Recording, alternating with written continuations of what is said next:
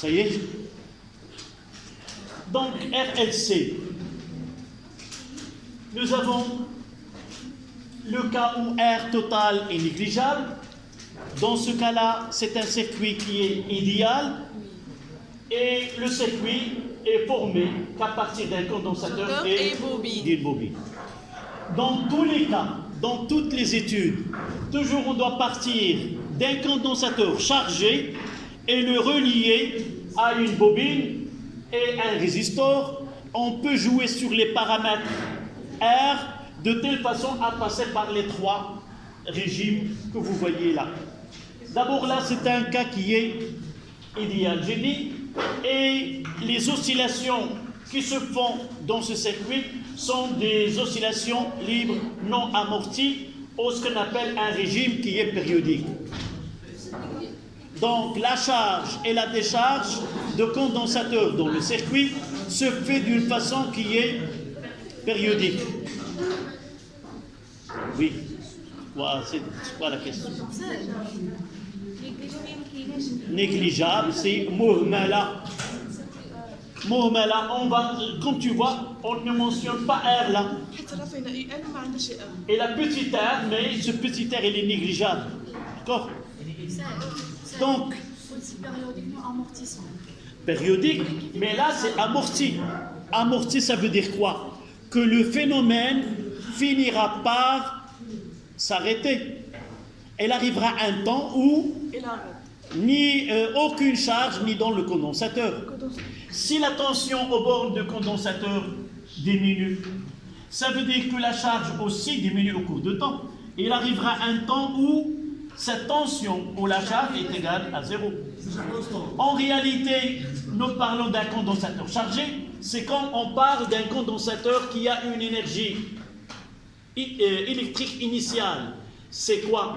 C'est E, indice petit e, 1 demi C, U0 au carré. Cette énergie-là, elle va donner un courant électrique dans le circuit, tu entends, et un courant électrique dans le circuit, et ce courant-là, elle va passer dans le résistor, et dans ce résistor, le conducteur ohmique, il va consommer cette énergie.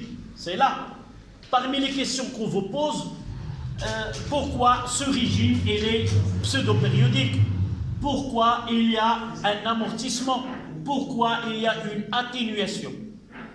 La réponse c'est que les oscillations amorties sont dues à la présence d'une résistance qui, l'énergie de circuit, elle est consommée sous forme d'une énergie calorifique ou énergie Q, sous forme de chaleur, oui. Est-ce qu'on peut dire que... Répète la phrase que je viens de dire. On va dire que ce phénomène d'amortissement est expliqué par l'énergie perdue sous effet calorique créé par la résistance. Ma question c'est, est-ce qu'on peut dire que l'amortissement est expliqué par l'énergie perdue sous effet Joule créée par la résistance? Non. Est-ce que le conducteur ohmique produit de l'énergie? Non. Écoute, là, soit qu'on parle dans R, s'il te plaît, Annette, soit qu'on parle dans un dipôle RLC où on attend des oscillations libres, soit qu'on parle d'un condensateur chargé qui se décharge dans le circuit, soit qu'on dit qu'on arrive avec un condensateur qui a une énergie électrique E, 1 demi C U0 carré. Cette énergie-là, elle sera une partie de cette énergie, elle sera dissipée sous forme de chaleur au niveau du conducteur ohmique. C'est l'effet Joule. Vous l'avez déjà, je pense, en sciences maths première année, que l'effet Joule, c'est l'énergie électrique, elle est consommée sous forme de chaleur, et son expression, c'est la puissance calorifique, c'est RI carré. D'accord? On reviendra par la suite. Donc, il y a deux parties. Même si tu n'as pas étudié ceci, c'est pas grave. J'ai dit, je me rappelle plus. Tu étais en première année sciences, moi tu ne te rappelles plus. Mais je me rappelle de l'expression que j'ai oubliée. Mais je me rappelle de... Que vous avez étudié, oui. On en parlera par la suite. Donc, il y a deux parties. Un régime périodique où la résistance est négligeable et un régime où un circuit qui est réel, là il est idéal et là il est réel. Soit que les oscillations sont amorties, soit que le régime il est apériodique. Ça veut dire là, n'oubliez pas que cette énergie électrique, elle est échangée avec la bobine. Qu'est-ce qu'elle va faire la bobine? Cette énergie électrique provenant du condensateur, elle sera transformée en énergie magnétique. Et cette énergie magnétique, c'est elle qui est responsable, qui donnera un courant dans le sens inverse que celui qui a donné le condensateur. Qu'est-ce qu'elle va faire? Elle va recharger le condensateur de nouveau, s'il te plaît. Une fois que cette énergie, c'est comme un match de tennis entre deux joueurs, chacun renvoie la balle à l'autre.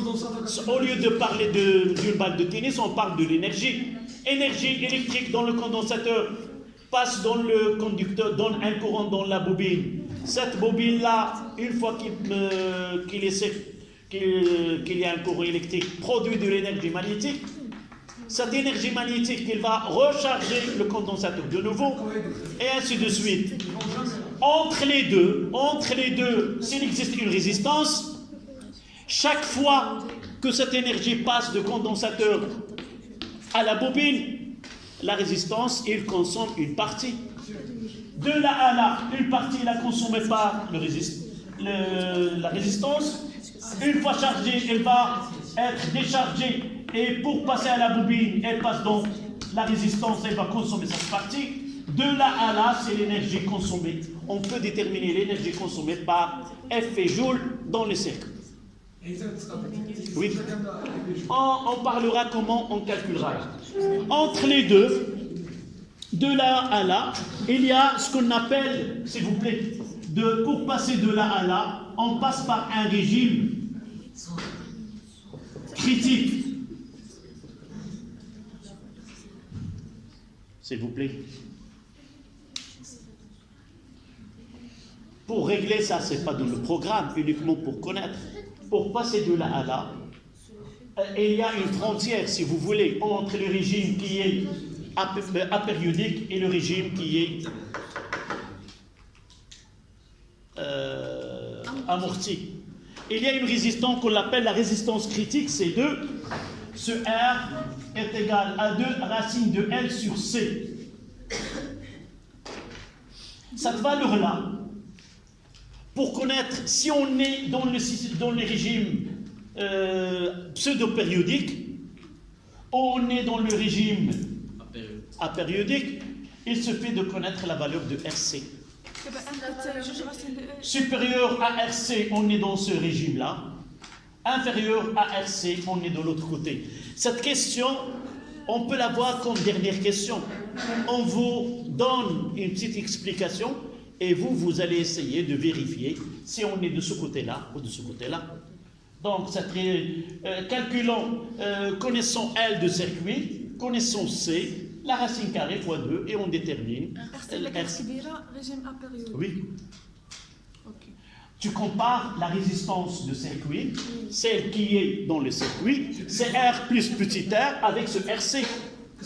Inférieur, on est dans le régime pseudo-périodique. Supérieur, on est dans le régime qui est apériodique.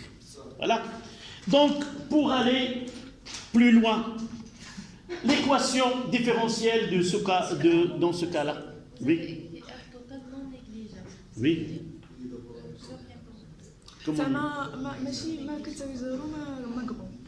Non, donc ça, c'est pas toi qui vas juger. Dire on est dans un cas ou dans un autre. Ce sont les données de l'exercice. Vous trouvez premièrement, on suppose que la résistance de la bobine est négligeable. où la résistance totale du circuit est négligeable. Et tu vas te situer dans cette partie-là. Quelle est l'équation différentielle qu'on peut avoir là? C'est UC plus UL est égal à 0. C'est-à-dire, nous essayons, c'est UC plus L dt sur dt est égal à 0. Et ici quoi? C'est C d UC sur dt. Et on aura équation différentielle, c'est UC plus L fois C d carré de UC sur dt carré est égal à 0. Voici l'équation différentielle qui est d'ordre 2. Et la solution UC de t est égale à UM cosinus de 2pi sur T0 fois T plus phi. En réalisant, s'il vous plaît, en réalisant la dérivée première et la dérivée seconde, on essaie de trouver la relation entre T0 et LC. Donnez-moi la dérivée seconde de UC directement, je vais l'écrire. Dérivée de cosinus, c'est moins sinus, avec ce 2pi. Et la deuxième fois, c'est 2pi, ça veut dire 4pi carré sur T0 carré, UM. La même, c'est cosinus, mais le moins. Cosinus de 2pi sur T0 fois T plus phi. Dérivée de cosinus, c'est moins sinus. Dérivée de sinus, c'est cosinus. Mais cosinus AX, vous mettez ce A. Je remplace ici. Qu'est-ce que vous constatez de là? Que UC est égal à moins LC d carré de UC sur dt carré. J'ai le droit d'écrire ceci. Pourquoi? Je fais passer ça de l'autre côté. UC. Donc UC c'est quoi? C'est c'est UM cosinus de 2pi sur T0 fois T plus phi, qui est égal à quoi? Moins LC fois C'est 4pi carré sur T0. Et il y a le moins. Donc le moins il va sauter sur T0 carré fois UM cosinus de 2pi sur T0 fois T plus phi. Par identification, qu'est-ce que je vais de là? UM avec UM, celui-là, en supposant qu'il est différent de 0. De là, il ne reste que 1 est égal à LC fois 4pi carré sur T0 carré. Et je vais donner que T0 est égal à combien? C'est 2pi, la racine carrée de LC. C'est la période propre. Ce qu'on appelle, pourquoi on l'étudie, la période propre? Elle est définie à partir de grandeur du circuit lui-même. Pour connaître les oscillations, je parlerai d'une façon plus de l'autre. Forcer, ça veut dire quoi? Mademoiselle, y a-t-il une question? Oui. Oui, je l'expliquerai. Pourquoi? Pour connaître propre à toi, on peut parler de choses d'un autre. Donc, lorsque j'oblige quelqu'un à dire des mots, ces mots, c'est pas ses propres mots. Ce sont les mots d'un autre. Donc, pour parler, là, nous avons un condensateur qui se décharge d'un circuit. On parle d'un circuit lui-même. Vos camarades de deuxième année sciences maths étudient les oscillations forcées. Qu'est-ce qu'on va faire? Là, il n'y a pas de générateur. On va introduire dans le circuit un générateur qui alimente le circuit par une tension qui est sinusoïdale. Oui, ça c'est forcé. Donc c'est le générateur qui va imposer au circuit imposer, c'est lui qui va donner un courant électrique. ce courant électrique est sinusoïdal. Donc il va apparaître une tension aux bornes des dipôles aussi sinusoïdale. La fréquence avec laquelle aussi le circuit, c'est pas sa propre fréquence, c'est la fréquence du générateur. On dira que le générateur impose une fréquence qui est propre au générateur et non pas à celui de circuit. Pour faciliter le cours qui viendra par la suite, pour les modulations d'amplitude, donc il y a un excitateur. Lorsque je fais entrer un générateur, un circuit RLC, il y a deux parties. Il y a le générateur et il y a le circuit RLC. Ce circuit RLC, il peut réaliser des oscillations propres en dehors du générateur. Donc, il a ce T0.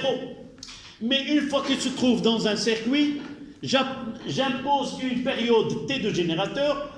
Il va obliger le circuit à réaliser des oscillations.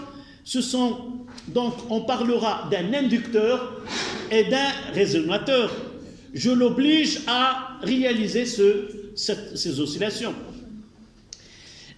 Entre les deux, je peux parler d'une autre chose, par exemple. Laissons cet exemple, le prof et les élèves.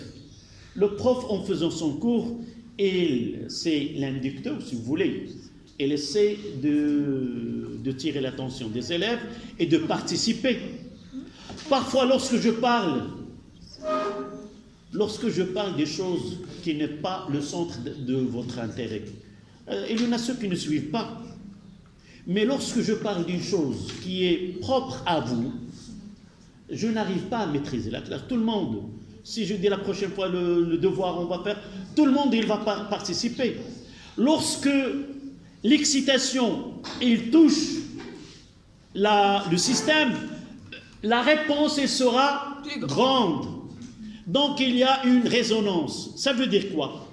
Si j'applique une tension sinusoïdale à un circuit RLC, il y a une réponse de circuit, mais cette réponse elle peut être plus faible, n'est pas à un niveau donné, mais voilà le plus important, lorsque le générateur donne une période qui est celle de circuit, le circuit il va répondre avec une intensité de courant qui est la plus grande possible. Ce qu'on appelle la résonance entre les deux. Et ce phénomène de résonance est très important. Ça veut dire quoi? J'ai un circuit RC et je vais mettre une antenne. D'accord?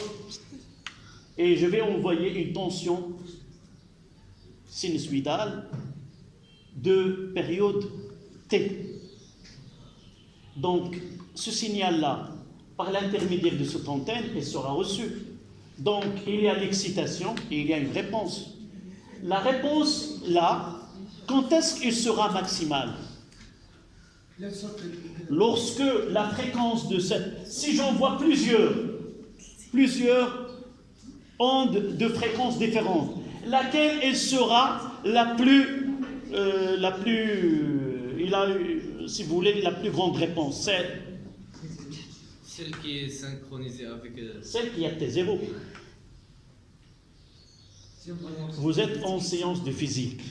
S'il se présente là plusieurs professeurs de l'histoire géo, de l'arabe, de l'éducation islamique, de sciences naturelles et de sciences physiques, lequel est la même leçon, lequel vous allez participer, répondre dans la leçon de sciences physiques avec un prof de sciences physiques. Oui. Donc, répondre et participer à une conversation, il faut qu'il y ait un lien entre l'excitateur et le résonateur.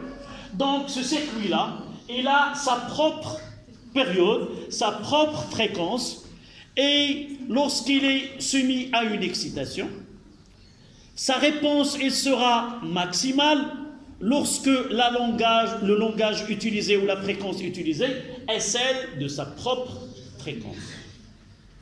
Et celle qui est donnée par le générateur, c'est une fréquence qui est imposée par le générateur. Oui. D'accord? On va revenir à ceci dans la leçon prochaine.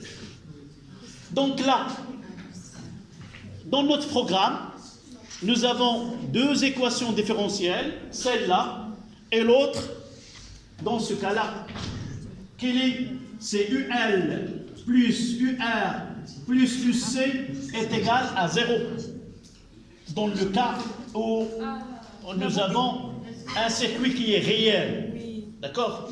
Réel et il y a R. Donc j'aurai L dt sur dt plus RI plus grand RI plus UC est égal à 0. Et je vais la convertir en fonction de UC. Donc j'aurai la LC, nous l'avons déjà d carré de UC sur dt carré, plus UC plus R plus petit r fois C d de UC sur dt qui est égal à 0. Monsieur, on peut les écrire en ordre. Oui, tu peux l'écrire quand tu veux. La somme, l'addition est commutative. D'accord? S'ils disent qu'il faut arriver à une certaine... Non, ça dépend de la question. Montrer que, par exemple, on verra, montrer que l'équation, voilà, que j'ai ici un exercice, on le verra par la suite. Montrer que l'équation s'écrit sous la forme de lambda, ainsi de suite. D'accord? Ça, c'est autre chose. Ça y est. S'il demande exprimer ou donner l'équation que vérifie UC dans ce cas-là, et vous voyez que c'est une équation de deuxième degré qui n'est pas linéaire. Là, elle est linéaire. Ça veut dire que la fonction, elle est proportionnelle à sa deuxième dérivée. Là, la résolution, ce n'est pas dans le programme, et on parlera uniquement pour voir ces trois régimes que je viens de parler, et devient ce RC. Donc, en mathématiques, on écrit comme il s'agit de A R carré plus BR plus C est égal à 0. Et là, nous avons, on calcule delta, CB2 moins 4AC, et de là, les cas possibles qu'on a. Soit delta est égal à 0, soit delta est égal à 0, soit delta est supérieur à 0. Et ce cas delta est égal à 0, c'est critique. C'est le cas critique entre les deux. Donc, pour nous, l'équation, on peut, dans certains cas, mais dans le programme, c'est rare de donner la solution de cette équation, mais vous êtes capable d'établir cette équation différentielle. D'accord? D'abord, cette équation-là, nous pouvons en déduire le cas simple. Lorsque la résistance est négligeable, ce terme-là, c'est 0. Et par la suite, on revient à l'équation de régime permanent. Ce qui nous reste, c'est l'étude de l'énergie. D'accord? Là, le circuit RLC, il y a deux sources d'énergie pour ce circuit-là. Donc, l'énergie totale est égale à l'énergie électrique plus énergie magnétique, qui est égale à N demi LI carré plus N demi CU carré C. D'accord? Et de là, on peut essayer de connaître si l'énergie, à partir de là, on peut montrer si l'énergie se conserve ou si l'énergie se conserve là, c'est-à-dire nous aurons la première des choses, s'il vous plaît, parmi les questions qu'on vous pose, d'identifier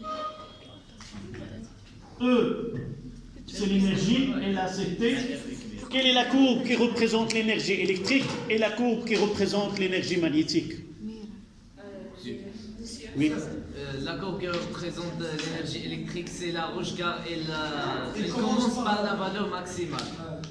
Et la justification? Parce que le condensateur est initialement chargé. Parce qu'on part d'un condensateur initialement chargé, ça veut dire qu'il contient indice petit e 0 qui est égal à 1 demi CU carré. Donc, c'est la première des choses. Et nous voyons que la somme des deux, ça donne E total. Monsieur, Elle est constante, quel que soit le taux. Donc, l'énergie totale de circuit se conserve. Comment peut-on montrer ceci par méthode analytique? on a ET est égal à ET est égal plus... est égal à une constante. oui.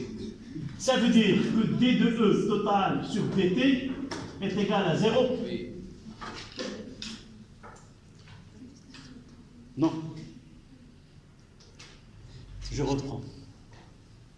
Dans ce cas-là, on peut vous donner, et vous la voyez là, ici, on peut vous donner l'énergie électrique et l'énergie magnétique. Donc ceci, nous avons dit que c'est E, petit e, et là c'est E. EM de T. Et la somme des deux, c'est l'énergie totale. À partir de là, on va mélanger les mathématiques avec la physique. Ils peuvent nous montrer dans le cas du RC que l'énergie totale est constante. Deux manières de répondre à cette question. Soit la question que E total est égal à une constante, c'est-à-dire la dérivée de E est égale à 0. Et je vais essayer de faire la dérivée ici. Donnez-moi cette dérivée. Monsieur, D'abord, c'est dérivé par rapport au temps. oui. C'est la première des choses. Monsieur, Hanan, est-ce que tu suis? Non. Dis-moi, je vais commencer à suivre à partir de cet instant. Donc, d'abord, la variable CI est la dérivée par rapport au temps. Donc, je peux, la première des choses, dire que D sur dt de 1 demi LI carré plus D sur dt de 1 demi CU C au carré est égal à 0. La variable est I et la dérivée par rapport au temps. Donc je ne dois pas mettre 2i. Qu'est-ce que je vais faire? Je vais changer de variable. Quelle est la variable ici? C'est I. Donc c'est D sur D de I de 1 demi LI carré fois D de I sur dt. La variable c'est I. Donc je dois, la première des choses, changer de variable. En réalité, je peux simplifier. J'ai rien fait. Oui. 1 sur 2 L Laisse-la continuer. 1 sur 2 L و au carré هي 2 fois d de i sur dt. ومنين جبتي ذاك دي 2 sur dt؟ والديريفي ديالها كنقراوها في النط هذيك Ici, c'est une fonction qui est... Non, en mathématiques, tu as x carré, tu mettras 2x. Là, c'est une f rang f de x. F rang f, c'est une fonction continue.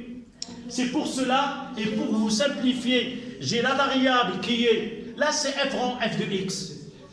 F rang g prime, c'est quoi? C'est f prime rang g fois g prime. G prime. C'est ça la règle en mathématiques. C'est pour cela que je fais ce travail-là. Est égal. Donnez-moi si vous avez bien compris ce travail-là. Ici, qu'est-ce que je vais faire? Diviser D sur... Quelle est la variable? D sur D de UC fois 1 demi CUC carré fois D de UC sur DT est égal à 0. Ça donne quoi là?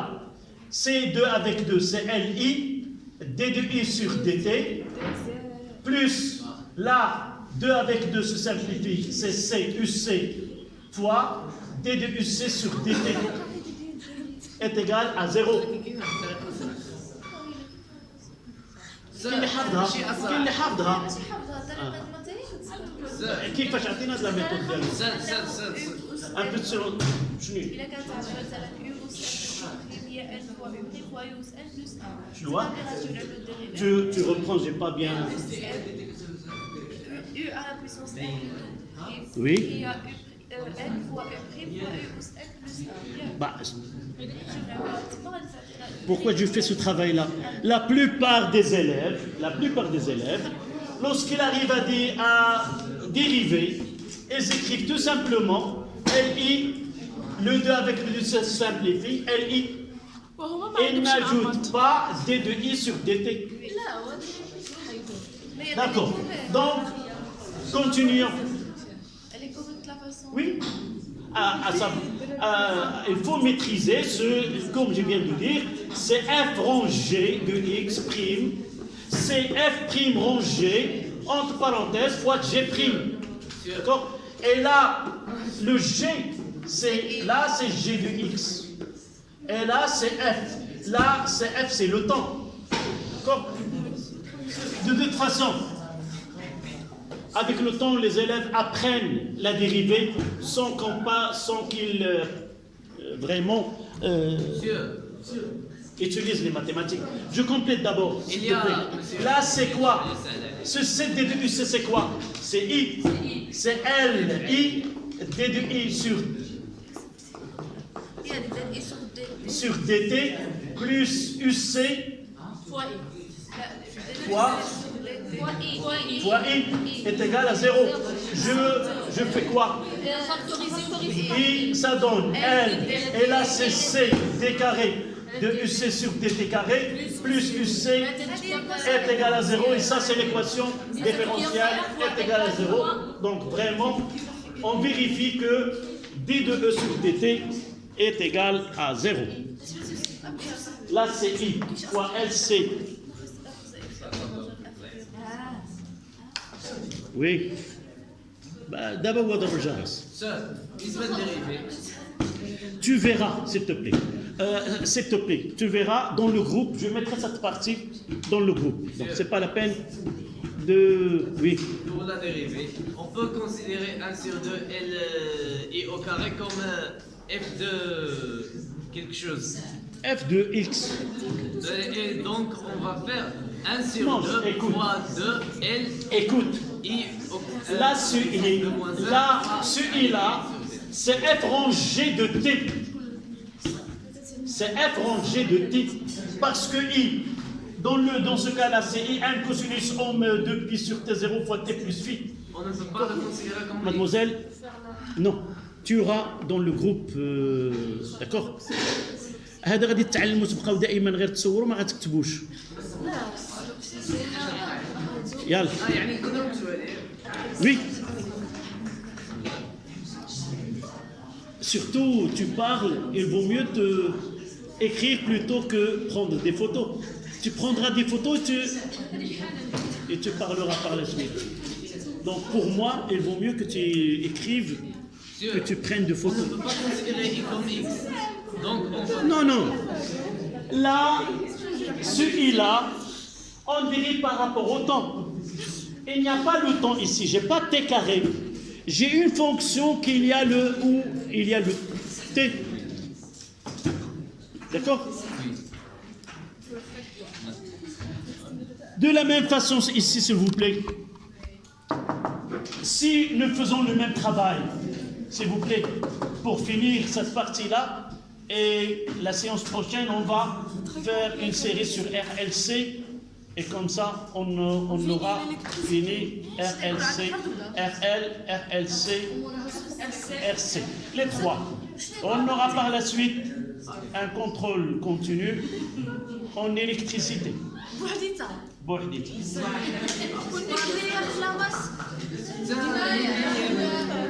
Donc, s'il vous plaît, dans ce cas-là, on n'a pas encore traité un nouveau cours de chimie. Donc ici, s'il vous plaît, On va essayer de faire D2E sur DT. Est égal à quoi de l'autre côté, s'il vous plaît?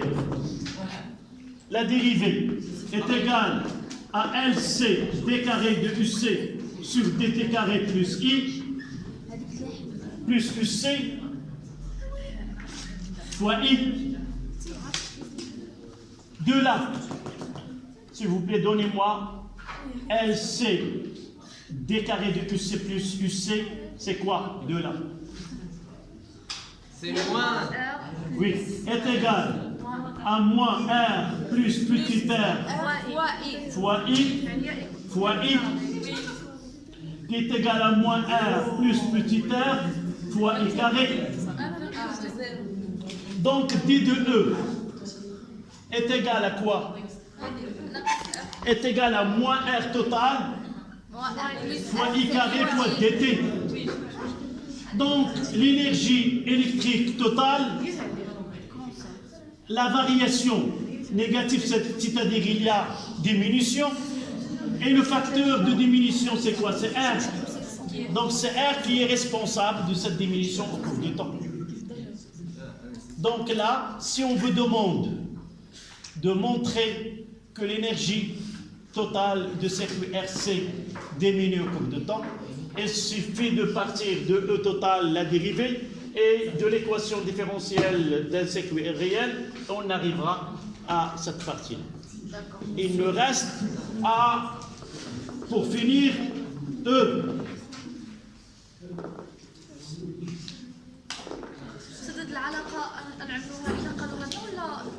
On verra dans l'exercice, on peut montrer que l'énergie varie, il y a diminution. Voici la courbe.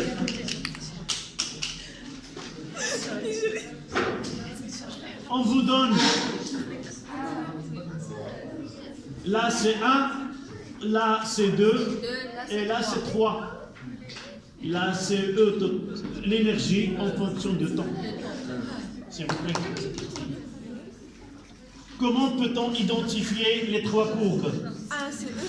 De la même façon. Oui, c'est 3 c'est E,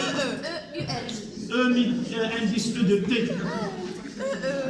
Elle commence par E0 est différent de 0.